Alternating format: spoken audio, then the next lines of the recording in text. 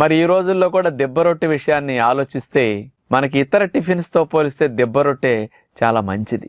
ఎందుకంటారా? ఇది చాలా రుచికరంగా తయారు చేసుకునే పద్ధతి అన్నమాట. ఇది చక్కగా ఆ కలర్ చూస్తుంటేనే నోరు ఊరిపోతూ ఉంటుంది. అది ఆవిరి కూడా చూస్తే నోరు ఊరదు, ఎందుకంటే ఒట్టిగా ఆవిరిలో ఉడుకుతుంది కాబట్టి తెల్లగట్లా కనపడుతుంది. అదే దెబ్బ రొట్టె అనేసరికి వెన్నపూసతో కాలుస్తారు దాన్ని. స్పెషల్ టెక్నిక్ అన్నమాట అది. ముఖ్యంగా కప్పు మినప్పప్పుకి మామూలుగా 2 కప్పులు ఉప్పుడు రవ్వ కలిపేసే ఇట్లా దెబ్బ రొట్టెకు వాడుకుంటారు. కొంతమంది కొద్దిగా పాళ్ళు మార్చి చేసుకోవచ్చు. ఎక్కువ మంది చేసేది ఈ పద్ధతి అన్నమాట. మామూలుగా పొట్టు తీయకుండా మినపప్పు ఉంటుంది కదా, దాన్ని మనం నానపెట్టేసుకోవాలి పొట్టుతో పాటు.